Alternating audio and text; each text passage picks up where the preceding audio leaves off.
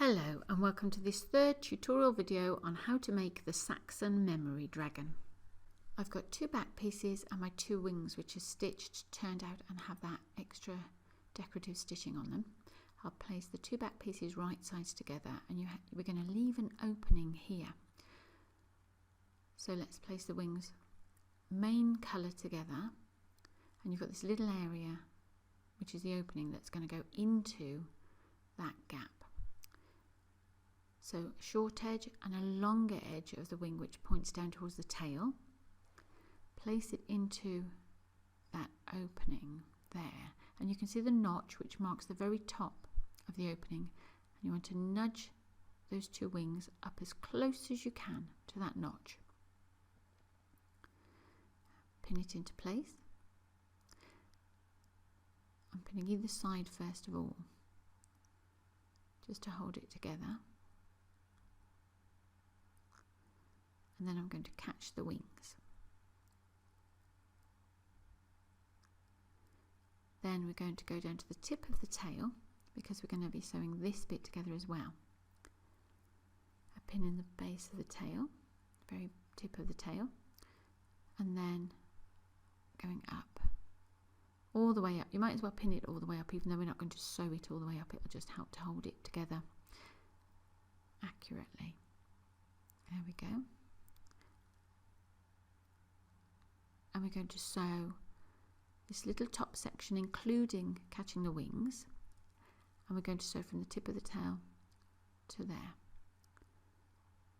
I've left the opening there for the turning out, and there's that opening there, and the wings are securely in place. Next we're going to sew that to the main front of the body, so with the right sides together, which means we've got all kinds of appendages that we're going to have to tuck in. I'm going to start pinning it together at the top, at the neck edge there, and I'm going to pin the tail together as well, so all right sides together. And you've got to fit all of these limbs and wings in now, so start tucking them in. You don't want to catch them in the seams at all, and you will have some little notches and that to help you line it up. There's that one there. Get the wing tucked in as well.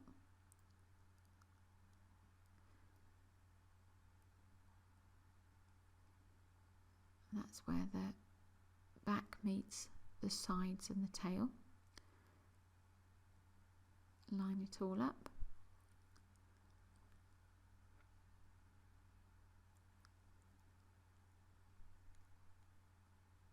Pin that into position.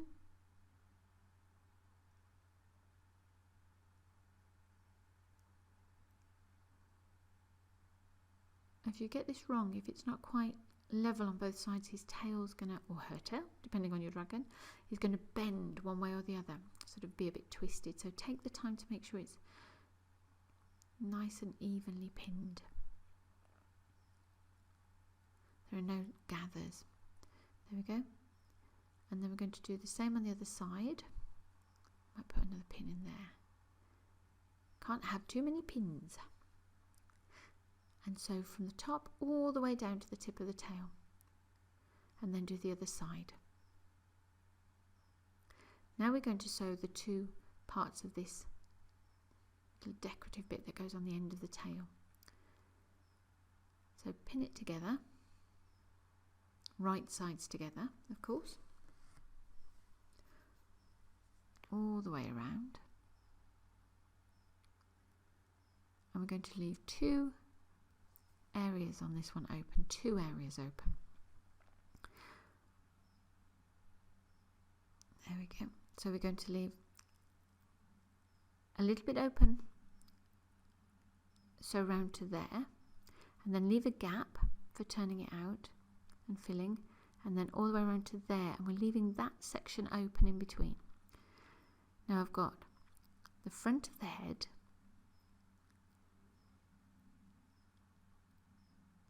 and I'm going to sew along this bottom section. There's kind of a little straight edge there, and we're just going to sew that bit together across there at the bottom of the head. Once I've got that, I'm going to place the muzzle into it, and you've got notches at the top there marked, which you can line up.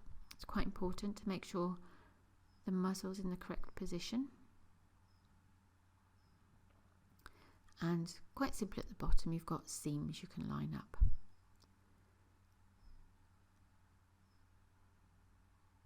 At the bottom.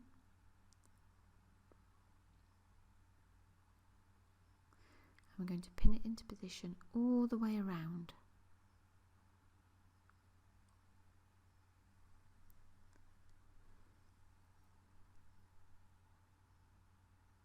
There we go.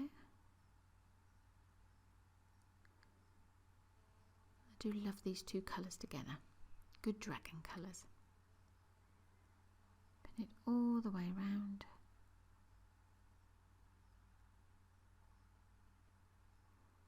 A bit like putting in a foot pad, and then sew all the way around. Now this is the back of the head, and we're going to put the ears into position. So you've got notches again marked, and you want the main colour, the red, on this one together. So you've worked out which is the right way up for them. Pop them in. It doesn't really matter which way around they go. It'll give your dragon a bit of character if its ears are slightly different to mine. Pop them in. And then sew just across there. We're just tacking them to hold them into position like that. And then we're going to attach the front of the head to the back of the head. So right sides together, and again you can line up seams. And you're going through quite a few layers here, so mind your fingers. I can line that up there in between those two darts. And then we're going to go all the way around, again tucking in your ears.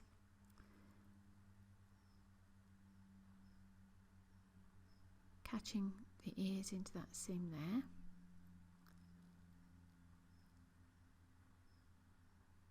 Like that.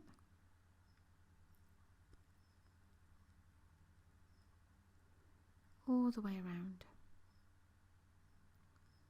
Making sure we've got no real gathers.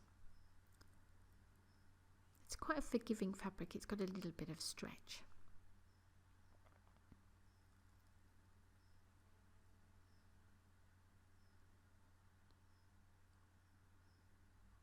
Another pin there, and again catching those ears. Another one there,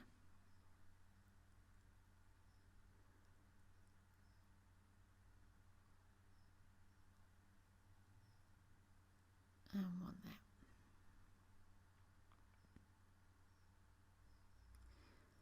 And now we're going to sew all the way around that, leaving just a little gap at the bottom for the neck.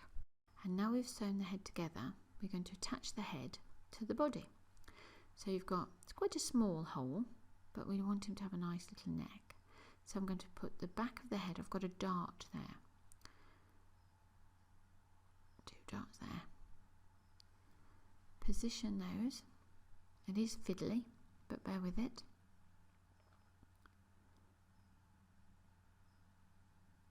Those together, and then at the front again use your darts as a guide for pinning into position.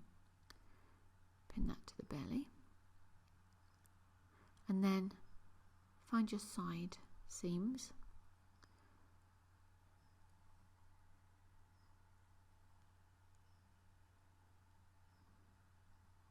I'm going to sew this by hand, this bit, it's just too fiddly to try and get under the machine.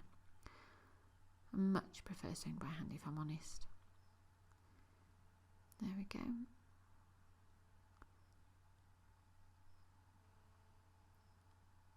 If you can do this on a machine, you're a far better seamstress than me. In fact, there's a whole world of people out there that are far better seamstresses than me.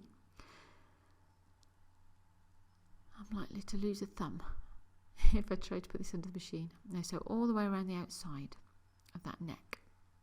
There we go, neck's in position all the way around, and we can turn him or her right sides out. A little bit of a job, it is a fiddly old thing to do, but magic of telly. There he is, all turned out. I'm going to make sure I use something to push the end of the tail out. I really want to get the point out of that tail, and because this fabric's a little bit thick, it's kind of a bit rounded out. So give it a bit of welly and push that tail out. And then we could start filling. Looking good. That concludes our tutorial video. I hope it's been helpful. If it has, please subscribe. We'd love your feedback and a like. There are more videos coming soon.